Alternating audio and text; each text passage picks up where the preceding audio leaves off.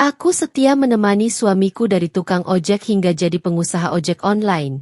Tapi saat semua berubah, kesetiaanku dibalas dengan pengkhianatan dan kehancuran hati.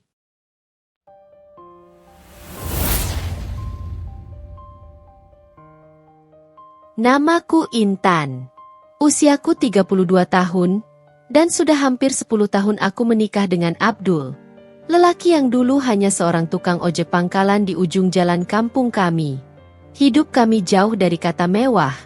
Tapi di balik segala kekurangan itu, aku selalu merasa cukup, karena kami memiliki satu sama lain. Pagi itu, seperti biasa, suara ayam berkokok bersahut-sahutan dari kejauhan. Udara masih lembab, sisa hujan semalam. Aku menyiapkan nasi goreng sederhana di dapur mungil kami, dengan lauk telur dadar tipis yang kuaduk perlahan agar terlihat lebih banyak dari kenyataannya. Sementara itu, Abdul duduk di kursi bambu depan rumah, membersihkan motornya yang sudah mulai tua. Suara seretan kain lap di bodi motor berpadu dengan lagu dangdut pelan dari radio kecil di meja depan. "Tan, ada sambal, kan?" tanyanya dari luar. Aku tersenyum kecil sambil menata piring. "Selalu.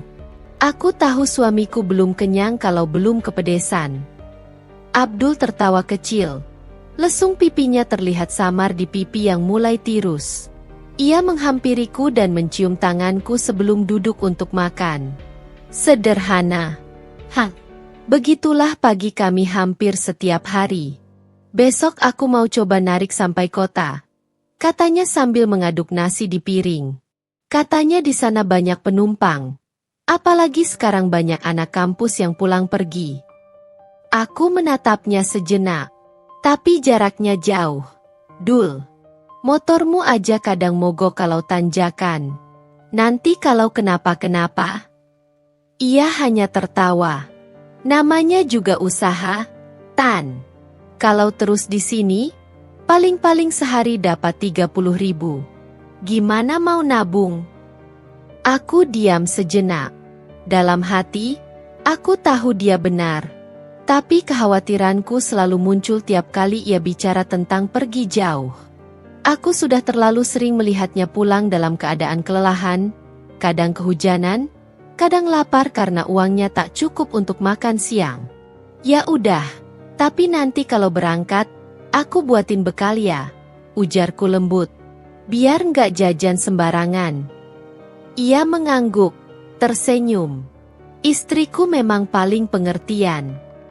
Setelah sarapan, Abdul bersiap berangkat. Ia mengenakan jaket lusuh warna biru tua yang sudah pudar di bagian siku. Helmnya sedikit retak, tapi masih ia rawat dengan baik. Sebelum pergi, ia menatapku sebentar.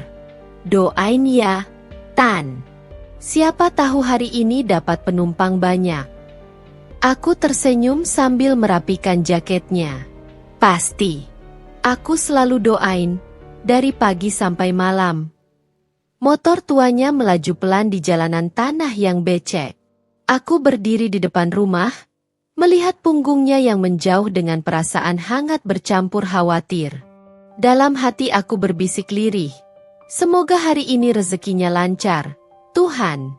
Siang itu, aku mulai menjahit pesanan tetangga. Mesin jahitku bukan mesin baru. Suara deritnya kadang membuat kuping sakit. Tapi dari mesin itulah aku membantu menambah uang dapur. Aku menerima pesanan sederhana. Seragam anak sekolah, daster, kadang tirai untuk rumah orang. Upahnya kecil, tapi cukup untuk membeli beras dan kebutuhan sehari-hari. Sambil menjahit, aku kadang teringat masa awal pernikahan kami dulu. Abdul bukan lelaki yang punya banyak harta, tapi ia punya tekad besar. Aku jatuh cinta padanya bukan karena uang, melainkan karena kesederhanaannya. Dulu, ketika orang-orang menertawakanku karena menikah dengan tukang ojek, aku hanya tersenyum. Mereka tidak tahu, di balik jaket lusuh itu, ada lelaki yang hatinya jauh lebih kaya dari mereka yang suka merendahkan. Aku masih ingat malam pertama kami di kontrakan ini. Atap bocor, Dindingnya dari papan tipis. Tapi Abdul menggenggam tanganku erat dan berkata, "Suatu hari nanti, Tan, aku bakal beliin kamu rumah sendiri. Rumah kecil aja nggak apa-apa, asal nggak bocor dan bisa bikin kamu nyaman." Aku percaya padanya. Sampai hari ini pun aku masih percaya. Menjelang sore, Abdul pulang dengan wajah lelah tapi senyum lebar. "Tan, alhamdulillah, hari ini dapat 80.000. Katanya girang. Aku langsung ikut tersenyum. "Wah, rezeki besar itu, Dul. Mau aku masakin apa malam ini? Ada tempe, ada tahu. Tapi kalau kamu mau spesial, aku bisa bikin sambal terasi." Ia terkekeh. "Yang penting makannya bareng kamu. Mau sambal doang juga enak." Kami makan malam di lantai beralaskan tikar usang. Lampu bohlam 5 watt menggantung redup di atas kami. Abdul bercerita panjang lebar tentang penumpang-penumpangnya hari ini. Ibu-ibu yang cerewet, mahasiswa yang pelit ongkos, sampai penumpang yang salah tujuan. Aku mendengarkan semuanya dengan tawa dan rasa bangga. Sebelum tidur, ia berbaring sambil menatap langit-langit. "Tan," katanya pelan, "aku pengen punya usaha sendiri. Bukan cuma narik ojek. Aku pengen punya ojek panggilan. Biar pelanggan bisa telepon, terus kita yang jemput. Kayak ojek online gitu, tapi versi kita." Aku menoleh padanya. "Ojek panggilan?" "Iya. Aku udah kepikiran namanya. Ojek kita. Soalnya biar orang-orang ngerasa punya bagian di situ." Aku terdiam sesaat, lalu tersenyum.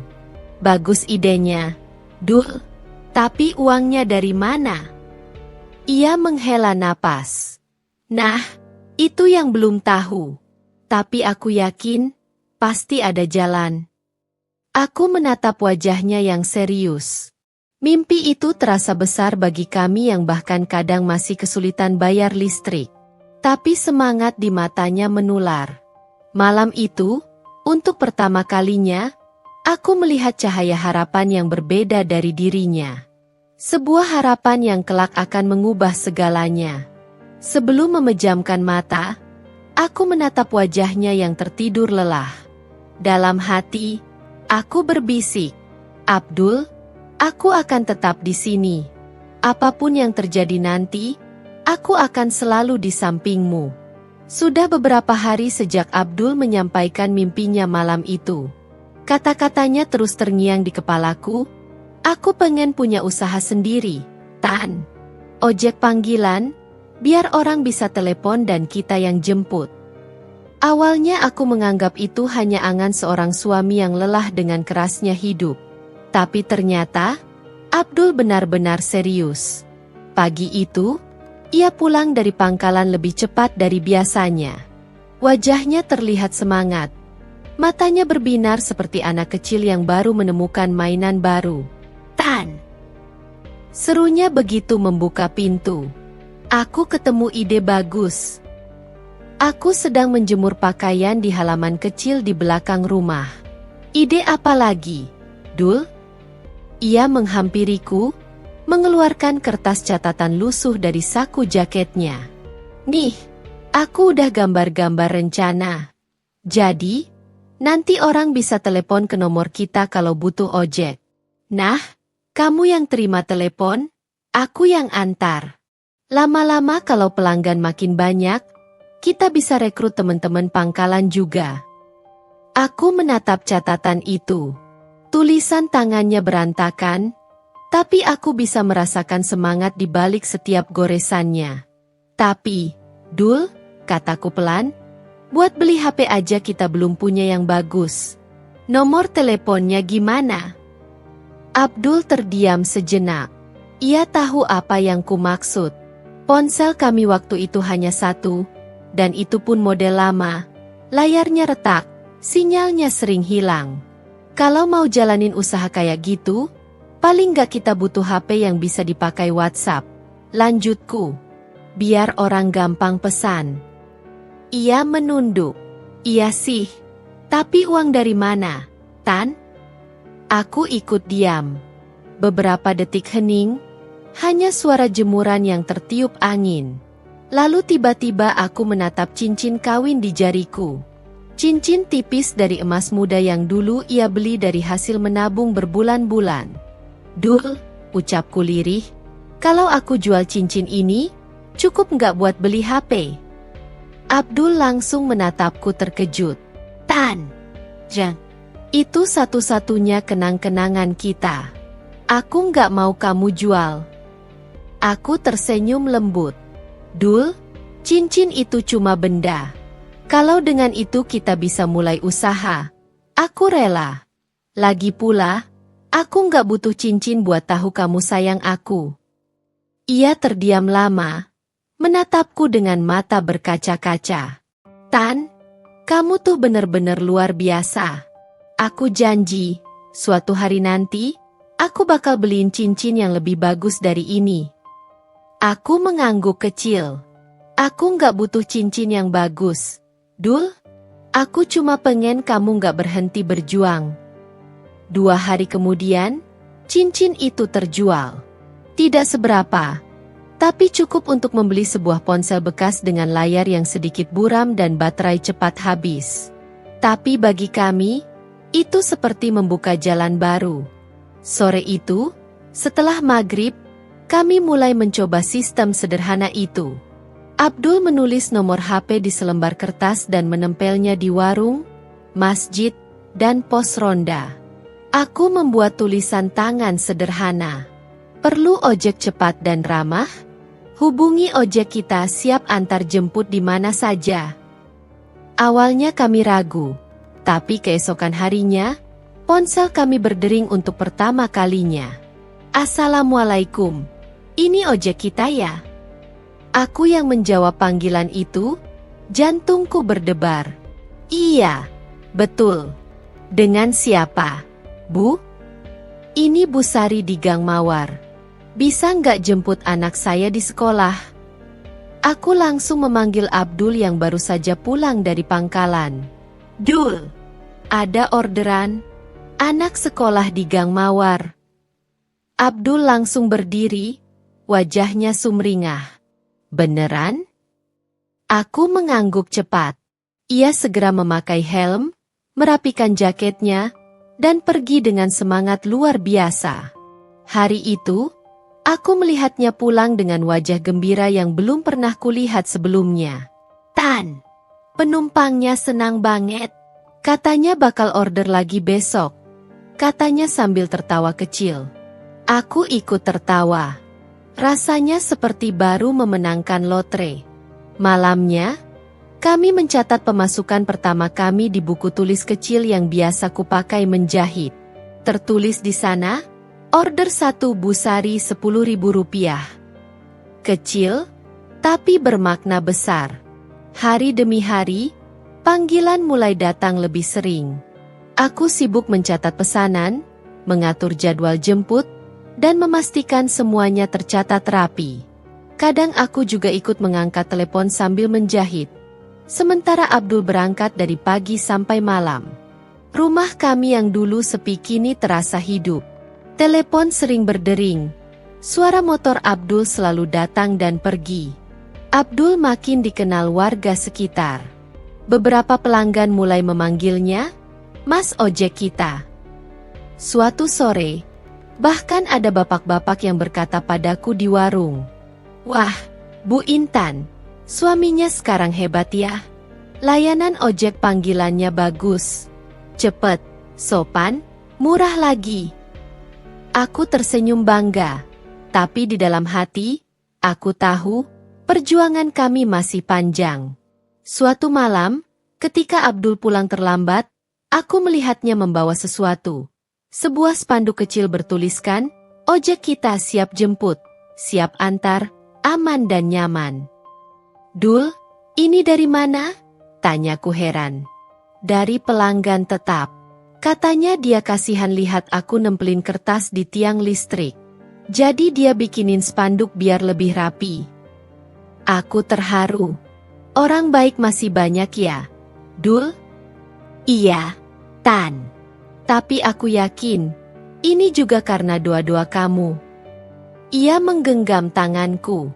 Dalam genggamannya ada keyakinan. Aku merasa, ini bukan hanya tentang rezeki, tapi tentang perjuangan dua hati yang sama-sama berjuang tanpa lelah. Malam itu kami berdua berdiri di depan rumah, menatap spanduk sederhana yang tergantung di pagar bambu. Tulisan itu bergetar pelan tertiup angin malam. Tapi di hati kami, kalimat itu seperti janji kecil, bahwa langkah kecil hari ini akan membawa kami menuju sesuatu yang besar di masa depan. Sudah hampir 6 bulan sejak pertama kali kami menempelkan spanduk ojek kita di depan rumah. Yang dulu hanya panggilan 1-2 kali seminggu, kini telepon kami bisa berdering puluhan kali dalam sehari. Kadang aku sampai kewalahan mencatat pesanan dan mengatur jadwal jemput Abdul. Ponsel bekas yang dulu nyaris tak bisa diisi daya, kini menjadi nyawa utama usaha kami. Aku sampai memberi nama padanya, Si Setia. Karena seperti kami, ponsel itu bertahan meski sudah tua dan sering panas. Tan, hari ini aku antar pegawai kantor di jalan besar. Loh, sekali jalan 20.000, kata Abdul suatu sore dengan wajah berbinar. Aku yang sedang menjemur cucian tersenyum bangga. Alhamdulillah, Dul. Rezeki terus nambah. Tapi jangan lupa istirahat. Ya, kamu udah kurus. Tuh. Ia tertawa kecil. Kurus itu tandanya kerja keras, Tan. Aku tahu ia bercanda, tapi dalam hatiku selalu ada rasa khawatir. Kadang malam-malam aku melihat tangannya gemetar karena terlalu lama memegang setang motor, atau batuknya yang makin sering karena debu jalanan. Tapi setiap kali aku menyarankan untuk istirahat, ia selalu menjawab dengan kalimat yang sama. Nanti aja, Tan. Kalau usaha ini udah stabil, aku janji bakal istirahat seminggu penuh. Suatu sore, saat aku sedang menjahit di ruang tengah, suara ponsel berdering lagi. Assalamualaikum, ini ojek kita? Suara perempuan di seberang terdengar lembut. Iya, Bu. Dengan siapa? Ya? Saya Reni, kerja di minimarket dekat terminal. Bisa nggak jemput saya tiap sore jam 5? Tentu bisa, Bu. Nanti saya catat ya, tiap sore jam 5. Sejak hari itu, pelanggan kami mulai tetap. Ada yang tiap hari dijemput ke kantor, ada yang antar anak sekolah, bahkan ada yang minta diantar belanja ke pasar. Aku mulai menuliskan nama-nama pelanggan tetap di buku khusus. Di halaman pertama, aku tulis besar-besar, buku pesanan ojek kita. Sedikit demi sedikit, jadi bukit. Abdul tertawa saat membaca tulisan itu malam harinya. Istriku ini kayak motivator aja. Aku membalas dengan senyum kecil. Kalau bukan aku yang nyemangatin kamu, siapa lagi?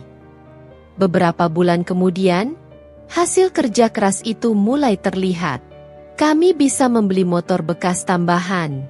Abdul mulai mengajak 2 teman lamanya dari pangkalan, Samsul dan Dedi, untuk bergabung. Gimana kalau kita bikin mereka juga narik pakai nama ojek kita, Tan? Katanya suatu malam sambil mencatat di kertas. Bagus, Dul. Tapi sistemnya gimana? Kita bagi hasil aja. Mereka pakai nama kita, dapat pelanggan dari kamu, nanti setor sebagian kecil buat operasional. Aku mengangguk. Asal jangan berat buat mereka. Yah, kita dulu juga susah. Abdul menatapku dalam.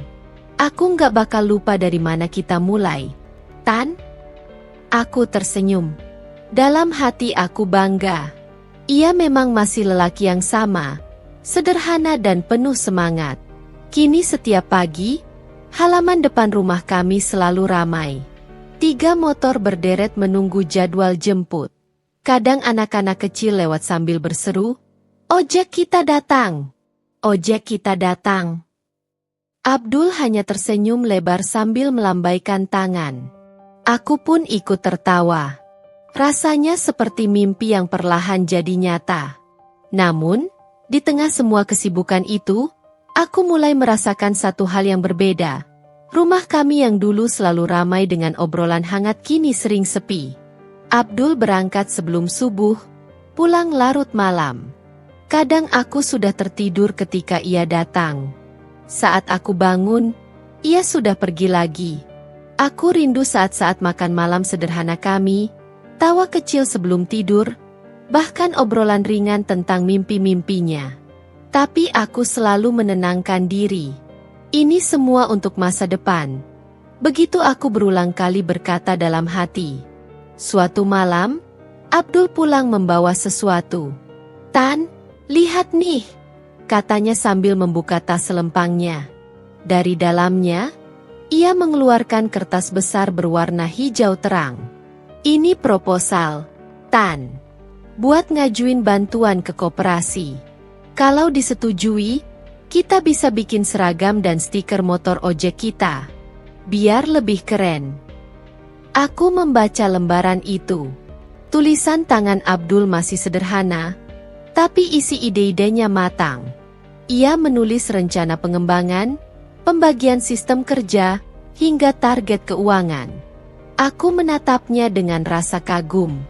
"Dul, kamu sekarang kayak pengusaha beneran." Ia tertawa kecil. "Ah, belum. Tapi siapa tahu, nanti beneran jadi." Hari demi hari, usaha kami semakin dikenal. Ada satu kali bahkan kami diminta mengantar tamu dari luar kota ke hotel. Setelah itu, pesanan bertambah. Orang-orang mulai percaya pada layanan kami karena cepat dan ramah. Beberapa karyawan toko, ibu rumah tangga, hingga anak sekolah jadi pelanggan tetap. Kami pun pindah ke kontrakan baru, sedikit lebih besar, dengan tembok bata dan atap yang tidak bocor. Aku bisa menaruh mesin jahit di ruang khusus, dan Abdul punya ruang kecil untuk menaruh berkas pesanan. Hidup kami mulai terasa naik satu tingkat. Suatu sore, aku membuatkan teh manis untuk Abdul yang sedang mencatat hasil kerja harian. Aku duduk di sampingnya dan berkata pelan, "Dul, aku bangga banget sama kamu. Siapa sangka, dulu cuma ojek pangkalan, sekarang udah punya usaha sendiri." Abdul tersenyum. "Aku nggak bakal bisa sampai sini kalau nggak ada kamu, Tan. Kamu yang percaya dulu waktu aku cuma punya mimpi." Aku menatapnya dengan mata berkaca-kaca. "Mimpi kamu jadi nyata karena kamu nggak nyerah." Ia mengangguk. "Dan karena kamu nggak pernah berhenti percaya." Malam itu kami makan malam berdua di rumah baru kami, dengan lauk sederhana, ikan goreng dan sambal.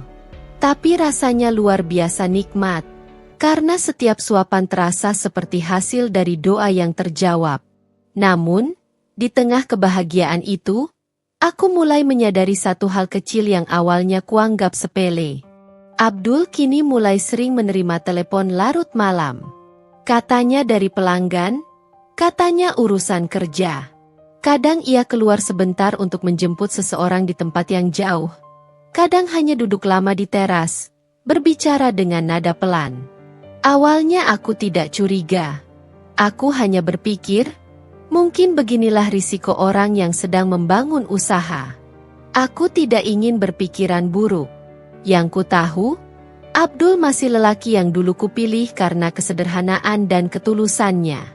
Aku hanya tidak tahu bahwa malam-malam sunyi itu kelak menjadi awal dari perubahan besar dalam hidup kami.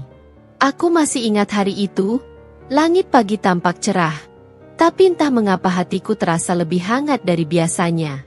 Setelah bertahun-tahun hidup penuh perjuangan, jerih payahku dan Abdul akhirnya mulai menampakkan hasil. Dari hanya memiliki 2 motor butut untuk mengojek, kini Abdul berhasil memiliki lebih dari 20 motor yang disewakan ke para ojek online. Semua bermula dari ide sederhana. Abdul yang dulunya hanya mengojek dari subuh hingga larut malam, Melihat peluang dari banyaknya teman-teman sesama tukang ojek yang ingin bergabung dengan aplikasi transportasi online tapi tidak punya kendaraan sendiri. Dari situlah muncul gagasan untuk menyewakan motor dengan sistem harian. Aku, tentu saja, mendukung penuh. Bahkan aku rela menjual gelang warisan ibuku untuk menambah modal. Tanpa kamu, Tan, aku nggak bakal sampai sini, ucap Abdul suatu malam sambil menatap daftar setoran para penyewa motor di tangannya. Aku tersenyum. Kita sama-sama berjuang, Dul. Aku percaya kalau niatnya baik, hasilnya juga nggak akan hianat. Malam itu kami makan bersama hanya dengan lauk tahu tempe. Tapi rasanya seperti makan di restoran mewah. Kami tertawa, membicarakan rencana masa depan, mimpi punya bengkel sendiri, rumah yang lebih layak, bahkan mungkin suatu hari nanti bisa naik mobil pribadi. Dan semua itu benar-benar mulai menjadi nyata. Waktu berjalan cepat. Setahun kemudian, usaha Abdul berkembang pesat. Ia mulai dikenal di kalangan pengemudi ojek online di daerah kami. Banyak yang memanggilnya Bos Dul. Ia sering diundang ke acara komunitas ojek online untuk berbagi pengalaman. Dari yang dulu sering diejek, tukang ojek kampung, kini orang-orang menghormatinya. Rumah kontrakan kecil kami berubah menjadi rumah sederhana hasil cicilan. Aku mulai berhenti membantu warung tetangga, karena harus mengurus pembukuan usaha sewa motor dan memastikan semua motor dalam kondisi baik. Pagi-pagi aku sudah sibuk mencatat setoran, menelpon bengkel langganan, bahkan kadang harus mengantarkan helm atau jaket ke pengemudi baru. Kadang aku lelah, tapi saat melihat Abdul tersenyum puas, semua lelah itu hilang. Namun tanpa kusadari, kesuksesan itu juga mulai mengubah sesuatu. Pelan-pelan tapi pasti. Perubahan itu tampak dari cara Abdul berpakaian. Dulu ia hanya mengenakan kaos polos dan celana jeans belel, tapi kini ia mulai memakai kemeja rapi, bahkan kadang bersepatu kulit. Ia juga mulai sering keluar rumah. Katanya untuk mengurus klien, atau mengatur kerjasama dengan bengkel. Awalnya aku percaya saja, karena aku tahu ia memang ingin mengembangkan usaha. Tapi lama-lama, aku mulai merasa ada jarak yang tumbuh di antara kami. Dul, kamu pulang makin malam aja, gak capek? Tanyaku suatu malam ketika ia baru datang jam 11. Ya namanya juga lagi banyak urusan. Tan, kalau aku gak turun langsung, siapa yang ngatur? Kamu pikir bisnis ini jalan sendiri? Nada bicaranya mulai tinggi, berbeda dari dulu yang selalu lembut padaku. Aku menunduk. Aku cuma khawatir aja. Dul? Ia menghela napas kasar. Sudah, jangan banyak mikir. Tidur aja. Besok aku harus ke Bandung. Ada mitra baru yang mau kerja sama. Aku hanya diam. Dalam diam itu, hatiku terasa aneh. Seperti ada sesuatu yang mulai bergeser dari tempatnya. Beberapa minggu kemudian, Abdul benar-benar berubah. Ia membeli ponsel baru, lebih mahal dari yang pernah kumiliki seumur hidup. Ia juga mulai lebih memperhatikan penampilannya. Aku sempat berpikir positif. Mungkin memang begitulah dunia bisnis. Tapi yang membuatku heran, ia kini jarang sekali mengizinkanku memegang ponselnya. Pernah suatu kali aku hendak mengambilnya untuk membalas pesan dari salah satu pengemudi yang menunggak setoran, tapi Abdul buru-buru merebutnya. Jangan pegang, Tan. Ini urusan kerjaan, takutnya kamu salah jawab. Aku hanya bisa mengangguk. Tapi jauh di dalam hati, ada suara kecil yang berkata, ada yang tidak beres. Namun di balik semua itu, aku tetap berusaha percaya. Aku masih mempersiapkan sarapan setiap pagi, masih menyiapkan bajunya yang sudah disetrika rapi, dan masih menemaninya ke bengkel kalau ada waktu. Aku menolak untuk berpikir buruk tentang suamiku sendiri. Lelaki yang dulu berjanji akan menua bersamaku meski di bawah hujan dan panas. Aku masih percaya, bahwa semua perubahan ini hanya sementara. Sampai suatu hari, seorang teman lama datang ke rumah dan membuka percakapan yang mengubah segalanya. "Tan, kamu tahu nggak? Suamimu sekarang sering nongkrong di kafe bareng cewek cantik. Katanya namanya Novi, salah satu admin dari kantor kemitraan ojek online. Mereka kelihatan dekat banget." Dunia seolah berhenti berputar. Aku tertawa kecil mencoba menyangkal. Mungkin cuma urusan kerja. Tapi dalam hatiku, aku tahu, itu bukan sekadar urusan kerja. Sesuatu yang lebih gelap sedang tumbuh di balik kesuksesan yang dulu kami perjuangkan bersama. Dan aku hanya bisa menunggu, dengan dada sesak dan mata yang mulai panas oleh air mata yang tak berani jatuh. Hari-hari setelah kabar dari temanku itu terasa panjang dan berat. Aku berusaha menepis pikiran buruk, meyakinkan diriku bahwa semua hanya salah paham. Tapi semakin aku mencoba menutup mata, semakin jelas tanda-tanda yang tak bisa lagi kuabaikan. Abdul kini hampir setiap hari pulang larut malam. Kadang ia beralasan sedang rapat dengan mitra, kadang sedang mengurus urusan penting di luar kota. Tapi entah mengapa, dari nada bicaranya, aku bisa merasakan sesuatu yang disembunyikannya. Suatu malam, ketika ia sedang mandi, ponselnya berbunyi. Nama pengirimnya tertera di layar, Novi.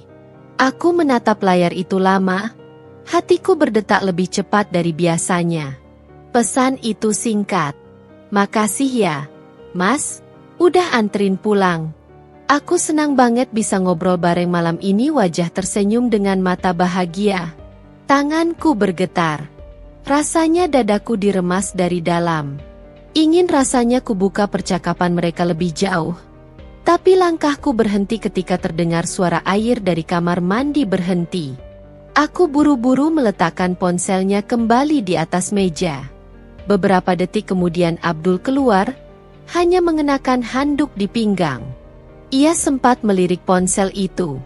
Aku bisa melihat perubahan kecil di wajahnya, rasa panik yang disembunyikan di balik senyum tipis. "Kenapa, Tan? Ada yang nyari aku?" tanyanya. Aku berusaha bersikap biasa. "Enggak, cuma tadi ponselmu bunyi, aku lihat dari Novi." Seketika wajahnya berubah tegang, tapi ia cepat-cepat menutupi. "Oh, Novi itu admin dari kantor. Urusan kerja, nggak lebih." Aku tersenyum kecil, meski hatiku seperti disayat. "Oh, gitu? Kerjaannya sampai malam, ya?" Ia mengangguk sambil mengeringkan rambut.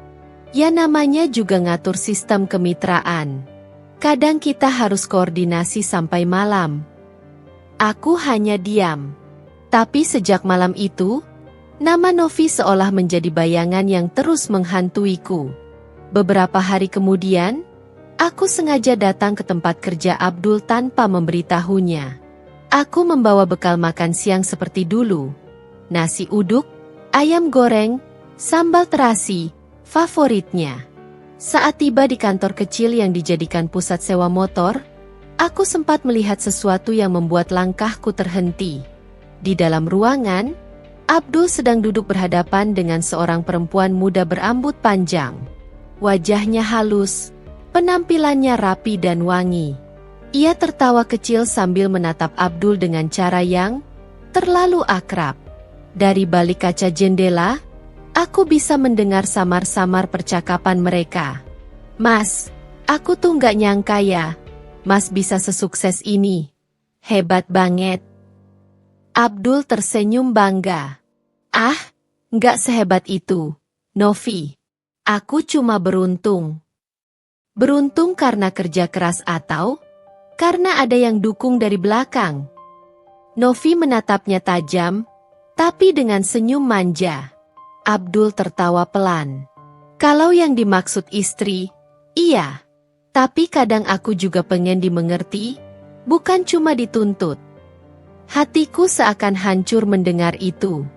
Aku menatap mereka dari luar, Dua orang yang tampak serasi dalam cahaya siang itu. Sementara aku, istrinya yang dulu berdiri di sampingnya dalam hujan, kini berdiri di balik kaca seperti orang asing. Tanganku menggenggam kotak bekal erat-erat. Aku ingin masuk dan berteriak, tapi lidahku keluh. Aku hanya berbalik perlahan dan pergi tanpa suara, meninggalkan makanan yang kubuat dengan penuh cinta di tangan yang gemetar. Sejak hari itu, aku tidak lagi menanyakan kemana Abdul pergi atau dengan siapa. Aku hanya diam, menunggu waktu menunjukkan kebenaran. Tapi semakin aku diam, semakin ia merasa bebas. Ia mulai sering membawa mobil baru, membeli baju-baju mahal, dan bahkan mulai jarang menyentuh makanan yang kumasak. "Dul, kamu nggak makan?" tanyaku suatu malam. "Nggak, Tan. Aku udah makan di luar. Klien ngajak makan tadi," jawabnya singkat. Aku tahu siapa klien itu. Novi. Kadang aku memandangi wajah Abdul saat ia tidur. Lelaki yang dulu kucintai tanpa syarat. Tapi kini, wajah itu seperti milik orang lain. Dingin. Jauh. Tidak lagi mengenal siapa aku. Malam-malamku menjadi panjang. Aku sering terbangun dan menangis diam-diam. Aku tidak ingin anakku, Raffi, yang baru berusia 5 tahun, melihat ibunya lemah. Jadi setiap pagi, aku tersenyum pura-pura, menyiapkan sarapan, mengantar Raffi ke sekolah, dan menatap punggung Abdul yang pergi tanpa menoleh. Hingga suatu hari, semua kepura-puraan itu pecah. Aku sedang membersihkan meja makan ketika ponsel Abdul tertinggal di rumah. Bunyi notifikasi membuatku menoleh tanpa niat. Tapi pesan yang muncul membuat seluruh tubuhku kaku. "Mas, aku udah di hotel yang biasa ya. Jangan lama-lama, aku kangen." Novi tanda ciuman. Kali ini, tidak ada lagi ruang untuk menyangkal. Air mataku jatuh tanpa bisa kutahan. Dunia yang kupertahankan dengan kesabaran runtuh begitu saja hanya karena satu pesan. Aku tidak tahu bagaimana harus bereaksi. Antara marah, kecewa, dan hancur bercampur jadi satu. Tapi satu hal yang kupahami, wanita yang dulu menemaninya dari nol kini digantikan oleh seseorang yang datang di puncak keberhasilannya. Novi bukan sekadar bayangan lagi. Ia nyata, hidup, dan kini menjadi sosok yang merobek hatiku perlahan, tanpa suara. Dulu, aku pernah bermimpi punya rumah besar dengan pagar besi tinggi dan halaman yang luas. Aku pernah membayangkan hari di mana aku tak perlu lagi memikirkan uang belanja, dan Abdul bisa duduk di ruang tamu dengan pakaian rapi sambil tersenyum puas karena kerja kerasnya berbuah manis. Dan kini, semua itu benar-benar terwujud. Rumah kami berdiri megah di pinggiran kota. Mobil baru terparkir di garasi, lemari penuh pakaian mahal, dan setiap sudut rumah berkilau seperti mimpi yang jadi nyata. Tapi entah mengapa, aku merasa rumah itu dingin. Sunyi. Tak ada lagi tawa sederhana seperti dulu. Tak ada lagi makan malam dengan cerita-cerita ringan tentang hari yang melelahkan. Yang tersisa hanyalah kehampaan. Abdul kini hampir tidak pernah ada di rumah. Katanya sibuk mengurus cabang baru usahanya di luar kota. Padahal aku tahu itu hanya alasan. Sudah berkali-kali aku menemukan bukti perselingkuhannya dengan Novi. Mulai dari pesan-pesan mesra, bukti transfer uang, sampai parfum perempuan yang menempel di baju kerjanya. Tapi entah kenapa, aku masih diam. Bukan karena aku tidak marah, tapi karena aku belum tahu bagaimana caranya menghadapi luka sebesar ini tanpa menghancurkan diriku sendiri. Aku mencoba menenangkan diri dengan berdoa setiap malam, berharap Tuhan memberiku kekuatan untuk tidak kehilangan akal. Raffi, anakku yang kini berusia 6 tahun, sering bertanya dengan polosnya, "Bunda, kok ayah jarang pulang sekarang?" Aku tersenyum kaku sambil membelai rambutnya. "Ayah lagi kerja, Nak. Biar kita bisa hidup lebih baik." Padahal dalam hati, aku bertanya-tanya, hidup yang lebih baik untuk siapa? Untuk kami? Atau untuk perempuan yang kini duduk di sisinya setiap malam? Suatu sore, aku memutuskan untuk datang ke tempat usaha Abdul. Aku ingin memastikan dengan mataku sendiri, apakah ia benar-benar bekerja, atau sekadar menjadikan usahanya sebagai alasan untuk bertemu dengan Novi. Ketika aku sampai di sana, suasananya tampak berbeda. Ruangan yang dulu sederhana kini dipenuhi perabotan mahal, dan karyawan baru yang belum pernah kulihat sebelumnya lalu lalang dengan seragam rapi. Aku menunggu di depan ruang kerja Abdul sambil membawa bekal makan siang. Sekali lagi, aku ingin mencoba menjadi istri yang baik, meski hatiku retak. Tapi begitu pintu ruangannya terbuka, langkahku terhenti. Di dalam sana, Novi duduk di kursi tamu, mengenakan gaun kerja yang elegan, sementara Abdul duduk di meja kerjanya sambil tertawa kecil. Tatapan mereka bukan tatapan rekan kerja. Itu tatapan dua orang yang tengah dimabuk cinta. Aku berdiri di ambang pintu tanpa bersuara. Novi menoleh, dan seolah tanpa rasa bersalah, ia tersenyum ramah padaku. "Oh, Ibu Intan ya? Wah, saya sering dengar nama ibu dari Mas Abdul." Aku menelan ludah, menahan getar di suaraku. "Oh, begitu? Dari dulu saya juga sering dengar nama Novi." Abdul terlihat gugup. "Tan, kamu ngapain kesini?" Aku tersenyum tenang, meski tangan yang menggenggam kotak bekal itu gemetar hebat. "Ngantar makan siang, Dul. Aku pikir kamu belum sempat makan." Suasana mendadak hening. Novi hanya tersenyum sopan, lalu berpura-pura membereskan map di pangkuannya. Aku tahu itu caranya untuk memberi ruang, tapi kehadirannya sudah cukup membuat jantungku sesak. "Kalau begitu, aku pamit dulu ya, Mas Abdul," katanya manja sebelum berlalu.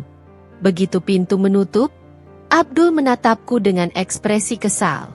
"Tan, kamu gak usah datang ke sini tanpa bilang. Aku lagi sibuk." Aku mematung. Sibuk kerja? Atau sibuk dengan Novi? Aku mematung. Sibuk kerja? Atau sibuk dengan Novi? Ia menghela napas panjang. Nada suaranya dingin. "Jangan mulai lagi. Novi itu cuma bantu urusan kantor. Kamu jangan cemburuan kayak anak kecil." Aku menatapnya tajam. "Anak kecil gak akan pernah bisa menahan sakit sebesar ini, Dul." Abdul tak menjawab. Ia hanya mengambil jaketnya dan pergi begitu saja, meninggalkanku berdiri di tengah ruangan seperti orang bodoh yang membawa sisa cinta yang mulai membusuk. Sejak hari itu, aku berhenti mengantar makan siang, berhenti menyiapkan pakaian kerjanya, bahkan berhenti menunggu di jendela setiap malam. Tapi berhenti mencintainya? Itu hal yang jauh lebih sulit. Aku sering duduk di ruang tamu yang sepi, memandangi foto kami berdua di masa lalu. Foto saat kami masih menumpang di rumah kontrakan sempit, dengan senyum lebar dan mata penuh harapan. Dulu, aku begitu bangga padanya.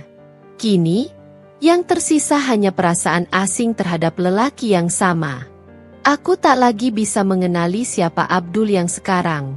Malam itu, aku terbangun karena suara notifikasi dari ponselnya yang tergeletak di meja. Tanpa berpikir panjang, aku membuka pesan itu. Dan kali ini, bukan sekadar ucapan mesra, tapi sebuah rencana yang membuat darahku dingin. "Mas, aku capek sembunyi-sembunyi. Aku pengen hubungan kita resmi. Kalau Mas serius, ceraikan aja istri Mas. Aku siap kok nemenin Mas dari awal lagi." Novi tanda ciuman. Tangisku pecah.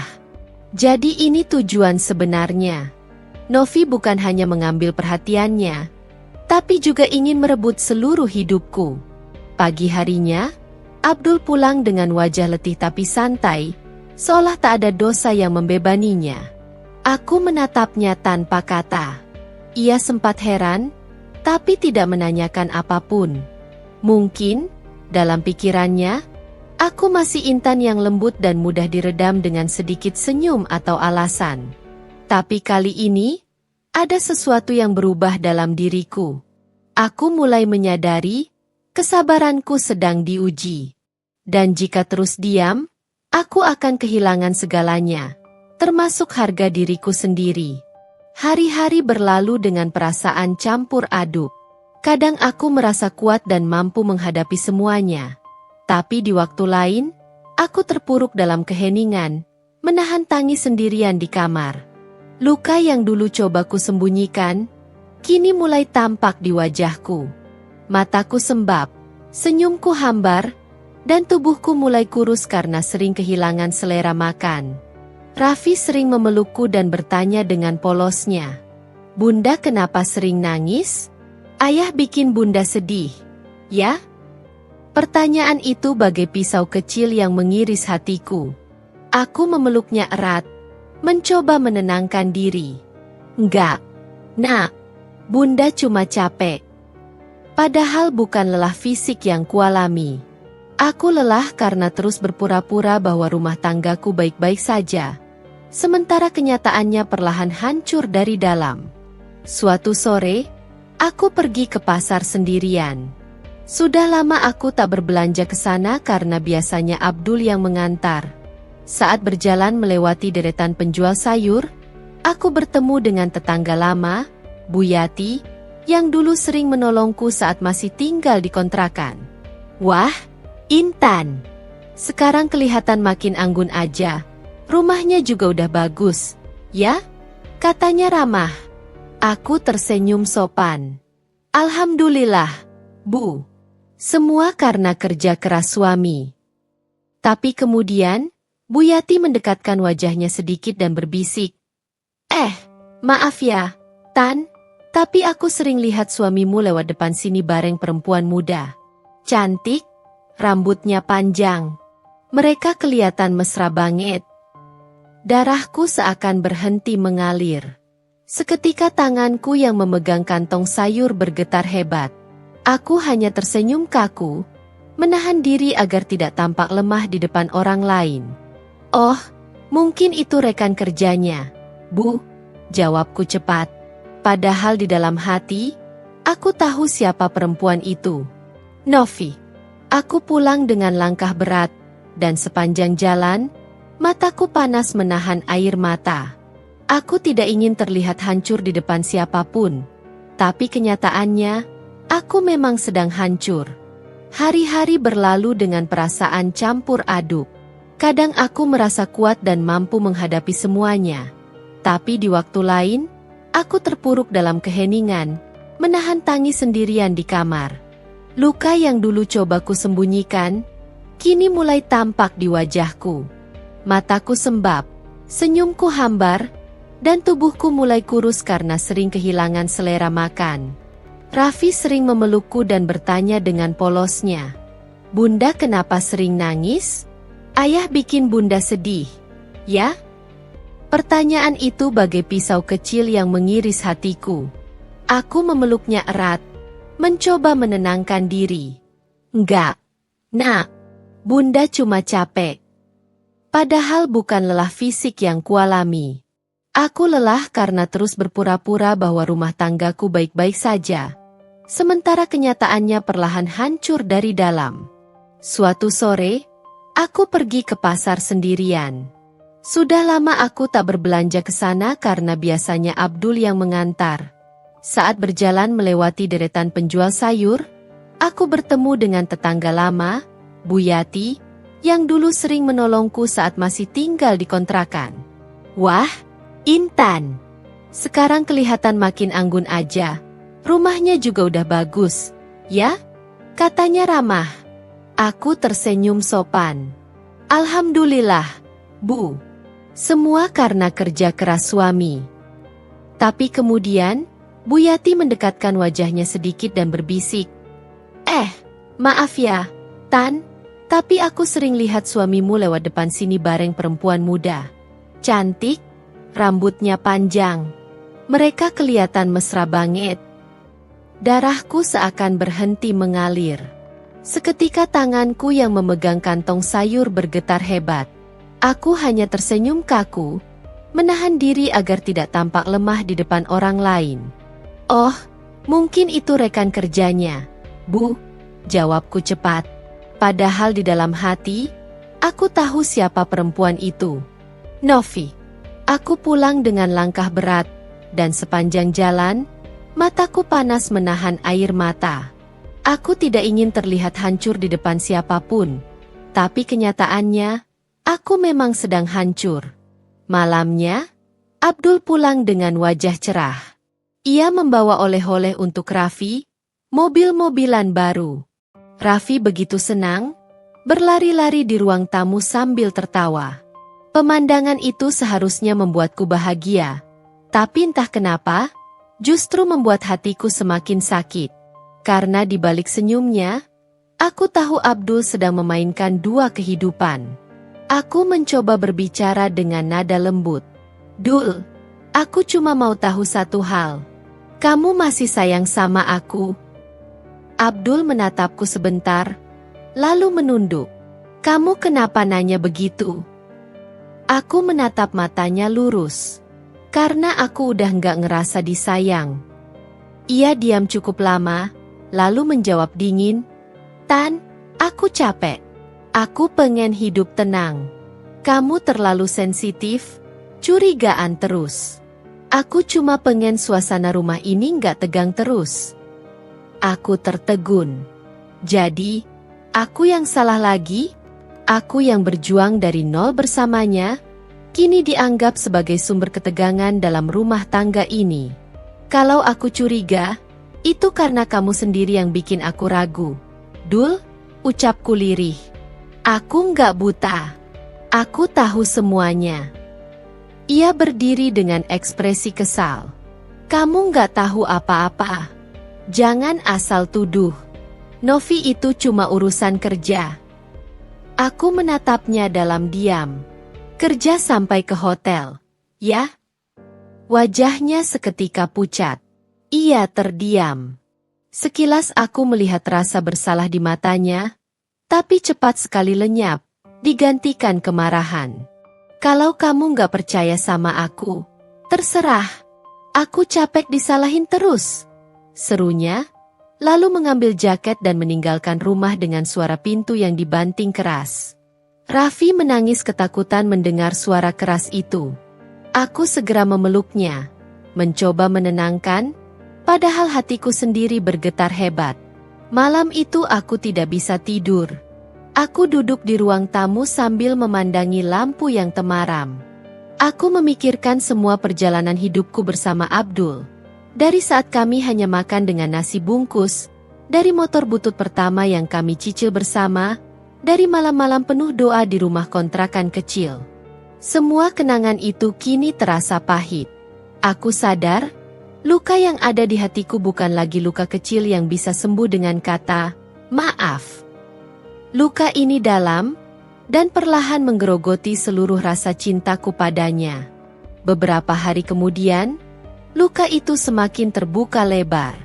Aku pergi ke bengkel tempat salah satu karyawan Abdul bekerja, untuk membayar tagihan servis motor. Saat aku menunggu di sana, aku tak sengaja mendengar dua orang montir berbicara. "Bos Abdul tuh beruntung banget dapat Novi, cantik, muda, terus pinter. Beda banget sama istrinya. Katanya udah nggak nyambung." Dunia seakan runtuh di hadapanku. Jadi, bukan hanya selingkuh. Ia juga mempermalukanku di belakang. Lelaki yang dulu kubela mati-matian kini menjelek-jelekan aku di depan orang lain. Aku pulang dengan langkah gontai, membawa amarah dan kekecewaan yang tak bisa lagi kutahan. Malamnya, saat Abdul pulang, aku berdiri di depan pintu kamar dengan wajah dingin. "Dul, aku nggak akan tahan lama kalau terus begini. Aku udah tahu semuanya, dan aku nggak bisa pura-pura lagi." Ia hanya mendesah. "Kalau kamu udah nggak tahan, ya udah, terserah kamu mau apa." Aku nggak mau terus ribut. Kata-kata itu menusuk seperti belati. Dulu, ia bilang aku separuh hidupnya. Sekarang, ia berbicara seolah aku hanya beban yang ingin ia lepaskan. Malam itu, aku menangis sampai suaraku habis. Tapi di tengah isak tangis itu, ada satu hal yang mulai tumbuh di dalam diriku. Sebuah tekad kecil untuk berhenti menjadi korban. Aku tidak tahu bagaimana caranya, tapi aku berjanji pada diriku sendiri. Aku akan bangkit. Aku akan membuatnya sadar bahwa wanita yang ia remehkan ini pernah menjadi alasan ia berdiri setinggi sekarang. Dan kalaupun aku harus pergi, aku akan pergi dengan kepala tegak. Pagi itu, rumah besar yang dulu terasa hangat kini seperti istana asing bagi Intan. Setiap sudut ruangan menyimpan bayangan, bayangan kebohongan, pengkhianatan, dan air mata yang tak pernah berhenti menetes diam-diam di tengah malam. Abdul kini jarang pulang. Jikapun datang, hanya untuk mengganti pakaian, membawa dokumen, lalu pergi lagi entah kemana. Intan tak lagi menanyakan alasan. Ia sudah hafal jawaban yang akan keluar dari bibir suaminya. Banyak urusan kantor. Kata yang sama, kalimat yang sama, tapi dengan nada berbeda. Dingin. Namun pagi itu, Intan merasa ada sesuatu yang lebih dari sekadar firasat. Hatinya bergetar aneh saat melihat ponsel Abdul yang tertinggal di meja makan. Ia menatap benda itu lama, antara ingin tahu dan takut tahu. Tapi naluri seorang istri yang tersakiti terlalu kuat untuk diabaikan. Dengan tangan gemetar, ia membuka kunci layar. Tak sulit. Karena sejak dulu ia tahu kata sandinya. Beberapa pesan terakhir dari seseorang bernama Novi langsung terpampang jelas. Novi, Mas, aku rindu. Kamu malam ini jadi datang, kan? Abdul, iya, sayang. Aku pasti datang. Jangan marah kayak kemarin, ya? Novi, aku nggak marah, Mas. Aku cuma pengen lebih banyak waktu sama kamu. Mata Intan kabur seketika. Dunia seperti berhenti berputar. Pesan-pesan itu menusuk hatinya seperti pisau tajam. Ia tak salah dengar, tak salah baca. Itu tulisan suaminya. Suami yang dulu bersumpah setia di hadapan Tuhan, yang dulu menggenggam tangannya saat mereka hanya punya motor butut dan satu kamar kontrakan sempit. Tubuhnya lemas. Ponsel itu nyaris terlepas dari tangannya. Napasnya sesak. Tapi di tengah rasa sakit itu, Intan tahu, semua topeng mulai retak. Malamnya, Abdul pulang dengan wajah lelah, tapi aroma parfum wanita yang asing menyeruak begitu ia melewati pintu. Intan duduk di ruang tamu, menatapnya tanpa berkata apa-apa. Hanya diam, diam yang menakutkan. Kenapa kamu belum tidur? Tanya Abdul, menghindari tatapan istrinya. Karena aku menunggu suamiku, jawab Intan pelan tapi tegas. Atau, aku harus bilang, aku menunggu pengusaha ojek online yang sibuk mengunjungi wanita lain. Abdul menegakkan tubuhnya, kaget. Kamu ngomong apa, Tan? Intan berdiri, lalu melempar ponsel yang ia temukan ke meja. Itu. Lihat sendiri. Aku nggak butuh alasan, nggak butuh penjelasan. Semua sudah cukup jelas.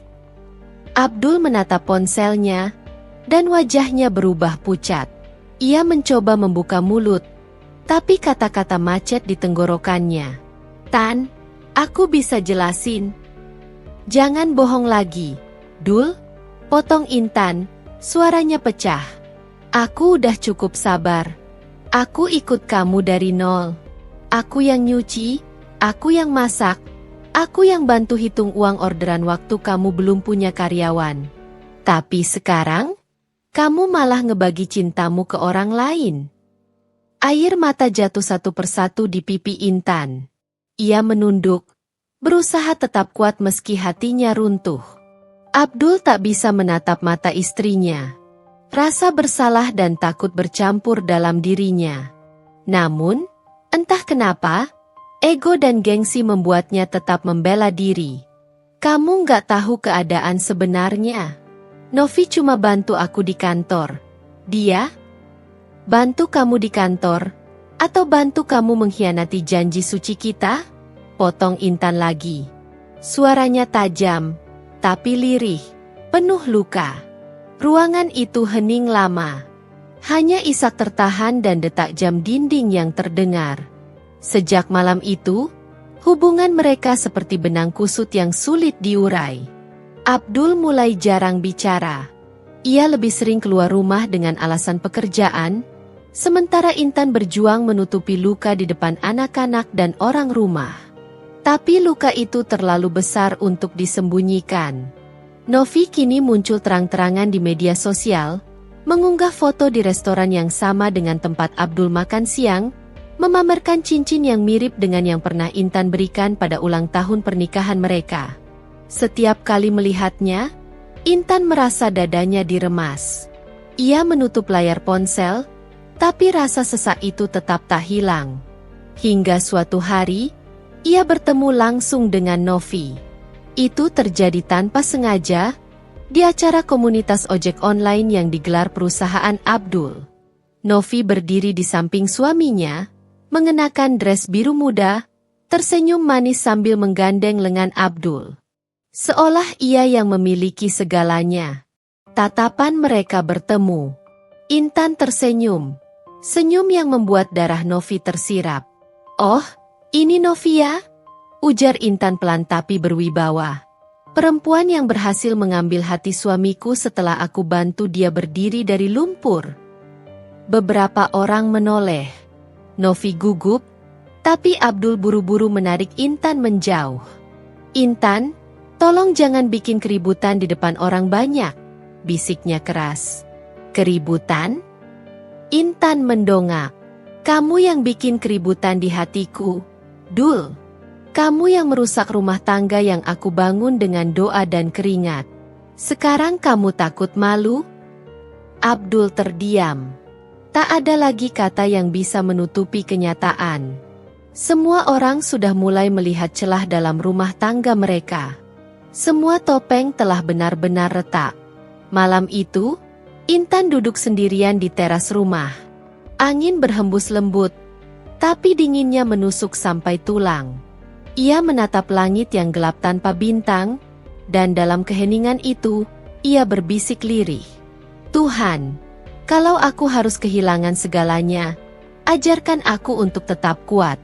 Tapi kalau masih ada keadilan di dunia ini, tunjukkan pada mereka, bagaimana rasanya dikhianati setelah memberi segalanya." Di kejauhan, Abdul masih bersama Novi, sibuk menutupi kebohongan yang semakin menumpuk. Tapi waktu tak pernah berpihak pada kebohongan.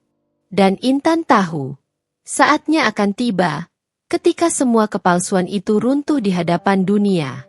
Hari-hari setelah pertemuan itu menjadi titik balik dalam hidup Intan. Ia tak lagi menghabiskan waktunya untuk menangis di balik pintu kamar. Air mata sudah kering, dan yang tersisa hanyalah ketenangan yang menakutkan. Ketenangan seorang wanita yang siap menghadapi kenyataan apapun, tanpa gentar. Abdul semakin jarang pulang. Ia menginap di kantor, atau entah di mana. Tapi Intan sudah tak lagi mencari tahu. Ia tahu, semakin dikejar, kebenaran hanya akan semakin pandai bersembunyi. Maka ia memilih diam, mengamati, dan menunggu saat yang tepat. Suatu sore, ketika Intan sedang menjemput anak mereka, Nisa, dari sekolah, ia tanpa sengaja mendengar dua orang ibu-ibu sedang bergosip di depan gerbang. Kamu tahu nggak?" katanya Pak Abdul. Suaminya Bu Intan itu, sering kelihatan bareng perempuan muda. "Pegawainya, Novi apa siapa gitu?" "Iya, aku juga dengar.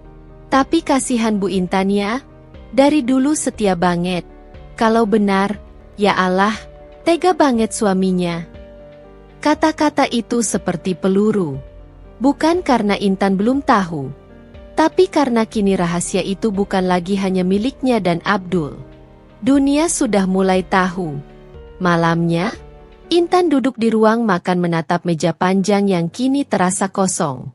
Dulu, meja itu selalu penuh gelak tawa keluarga. Kini hanya sunyi.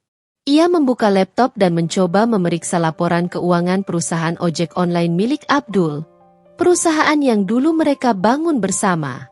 Tapi sesuatu menarik perhatiannya. Beberapa transaksi besar tercatat atas nama Novi Prameswari. Nominalnya tidak kecil. Ada pembelian mobil, perhiasan, bahkan properti kecil di pinggiran kota. Semua dibiayai dari rekening perusahaan. Darah Intan mendidih. Ia tahu apa artinya ini. Abdul tidak hanya berselingkuh secara hati, tapi juga menyalurkan harta bersama untuk wanita itu. Dengan bukti di tangan, Intan menemui pengacara keluarga yang dulu pernah membantu mereka saat mendirikan perusahaan. Lelaki tua itu terkejut ketika mendengar ceritanya. "Bu Intan, kalau memang benar dana perusahaan disalahgunakan, Ibu punya hak untuk menuntut secara hukum. Nama Ibu masih tercatat sebagai salah satu pendiri dan pemegang saham awal." Kata-kata itu seperti sinar di tengah gelap. Untuk pertama kalinya setelah sekian lama, Intan merasa ia punya pegangan. Ia tak lagi hanya korban. Ia punya kendali atas kebenaran yang selama ini dikaburkan.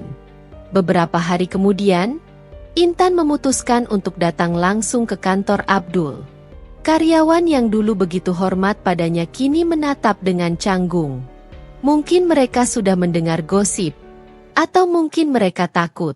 Tapi Intan melangkah tegak. Begitu membuka pintu ruang kerja Abdul, ia mendapati pemandangan yang memutar balik semua kenangan.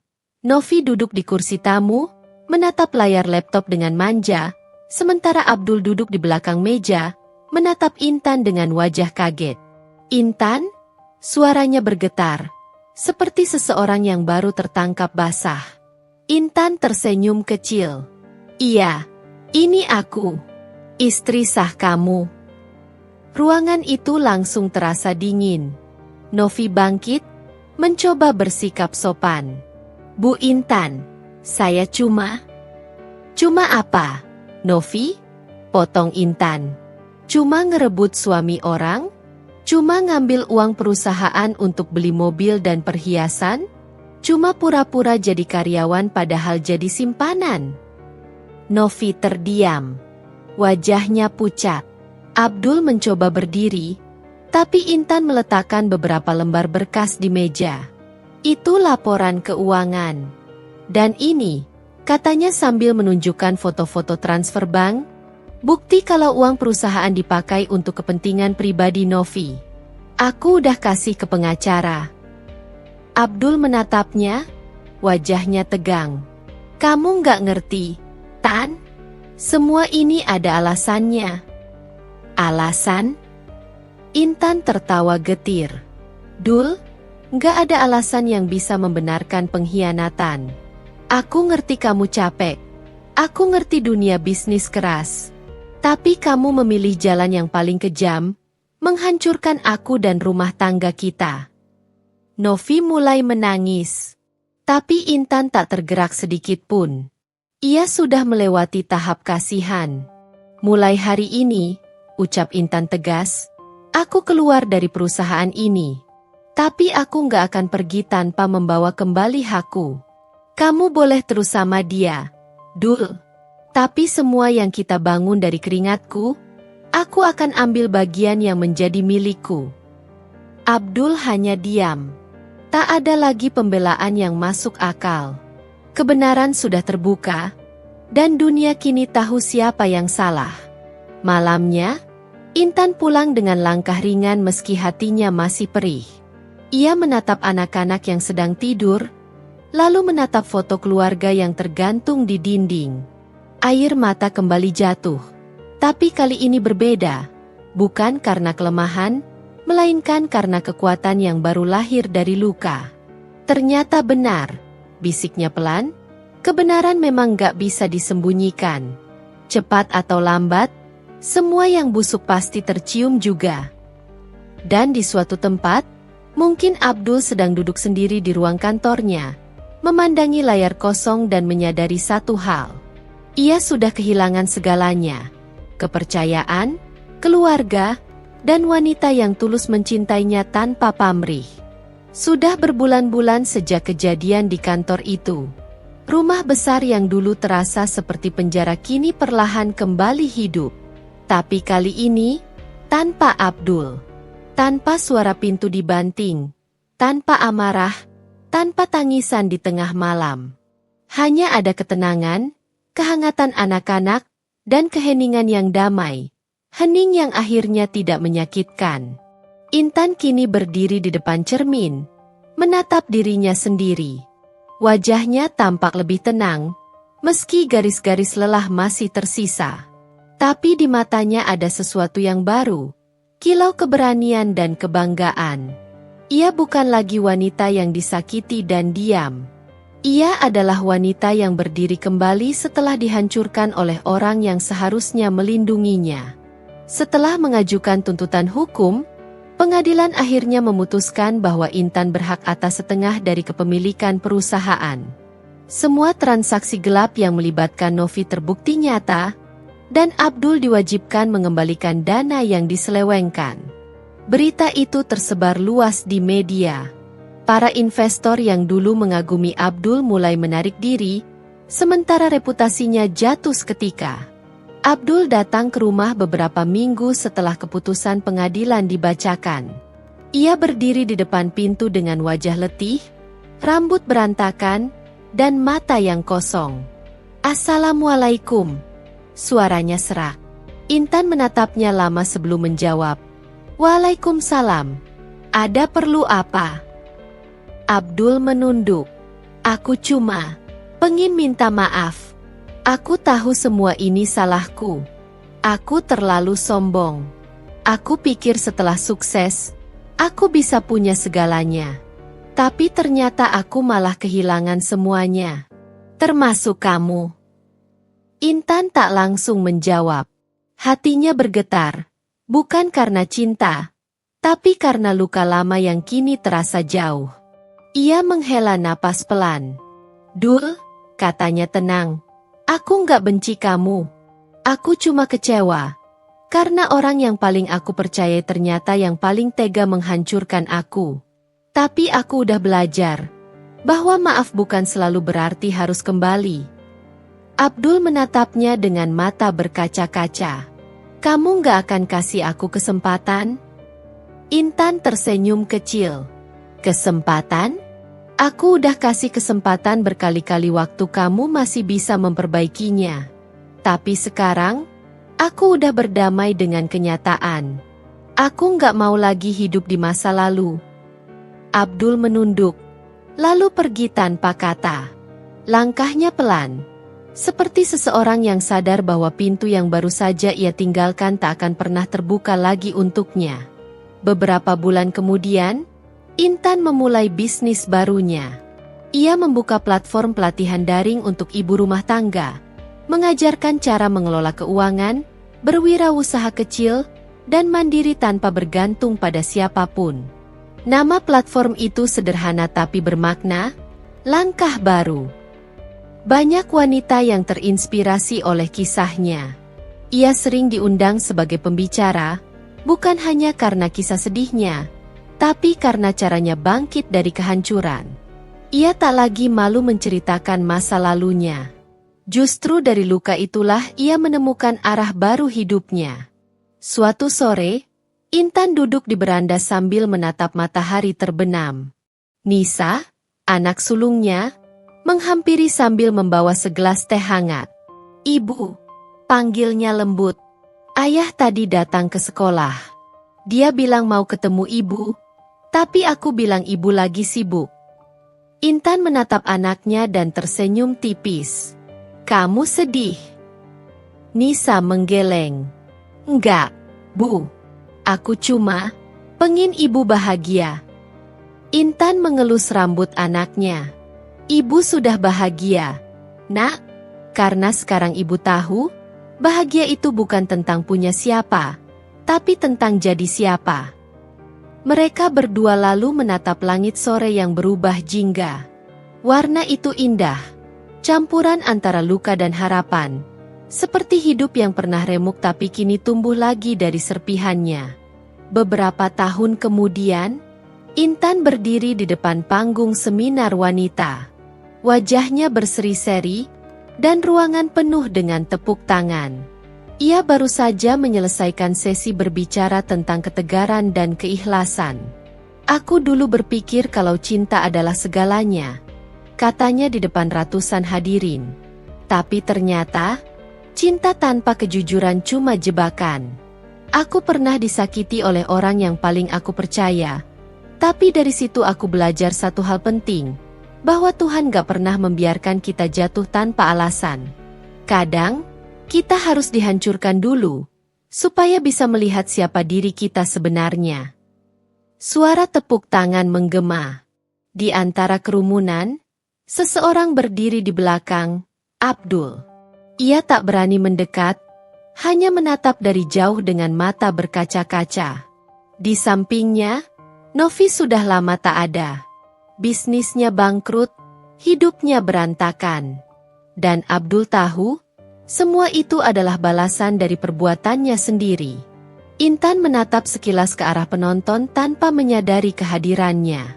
Lalu ia menatap ke atas panggung, tersenyum, dan mengucapkan kalimat yang menutup segalanya dengan indah.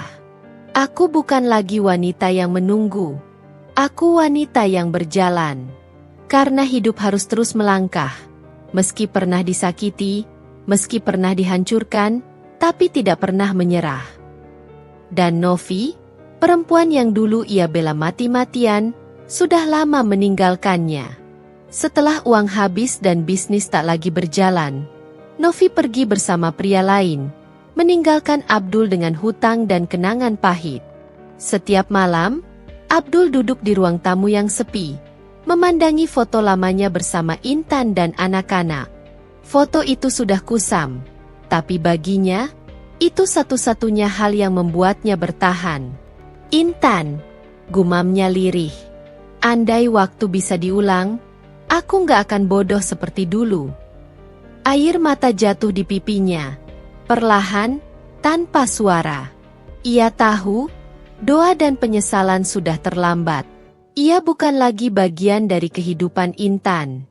Dan mungkin, memang itu keadilan yang paling tepat. Sementara itu, di tempat lain, Intan berdiri di halaman rumah barunya yang penuh bunga. Rumah itu sederhana tapi hangat. Di sana ia membesarkan anak-anaknya dengan penuh kasih dan tawa. Setiap sudut rumah memancarkan ketenangan yang dulu ia impikan tapi tak pernah ia dapatkan. Pagi itu, setelah mengantar Nisa ke kampus, Intan duduk di teras sambil memandangi langit biru. Hatinya damai. Tidak ada lagi beban, tidak ada lagi dendam. Telepon genggamnya bergetar. Sebuah pesan masuk dari nomor tak dikenal. Abdul, maafkan aku, Tan. Aku nggak minta apa-apa. Aku cuma pengen kamu tahu. Aku bersyukur pernah punya kamu. Semoga kamu bahagia. Intan membaca pesan itu lama. Tak ada lagi amarah di dadanya. Hanya rasa iba dan syukur. Ia menatap langit, lalu mengetik balasan singkat.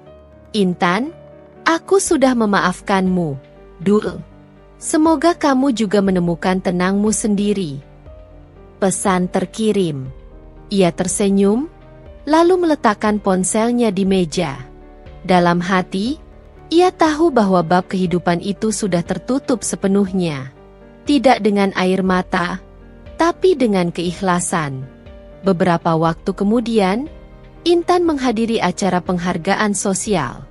Ia menerima inspirasi wanita Indonesia berkat perjuangannya memberdayakan kaum ibu lewat platform Langkah Baru. Saat namanya dipanggil ke atas panggung, ruangan bergemuruh oleh tepuk tangan. Kehidupan tidak selalu adil, katanya dalam pidato singkatnya. Tapi jika kita belajar berdamai dengan masa lalu, Tuhan akan mengganti luka dengan kebahagiaan yang tak pernah kita duga. Jangan takut kehilangan, karena kadang kehilangan justru cara Tuhan untuk menyelamatkan kita. Sebuah kalimat sederhana, tapi menyentuh hati semua yang hadir. Malamnya, setelah acara usai, Intan berdiri di balkon hotel dan menatap bintang-bintang yang bertabur di langit. Angin berhembus lembut, membawa kenangan masa lalu yang kini tak lagi menyakitkan. Ia menutup mata, mengingat perjalanan panjangnya, dari rumah kontrakan sempit, dari motor ojek, dari air mata pengkhianatan, hingga akhirnya sampai di titik ini, ketenangan sejati. Terima kasih, Tuhan, bisiknya lembut, telah mengubah luka menjadi kekuatan, dan kehilangan menjadi arah. Senyum perlahan merekah di wajahnya. Di kejauhan, mungkin ada seseorang yang masih menatap langit yang sama dengan penyesalan, tapi Intan sudah melangkah jauh, meninggalkan masa lalu, melangkah menuju masa depan yang penuh cahaya.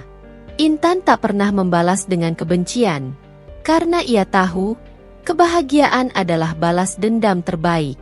Dan di akhir kisah ini, bukan kekalahan yang tersisa, melainkan kemenangan seorang wanita yang menemukan dirinya kembali, lebih kuat, lebih bijak, dan lebih berarti.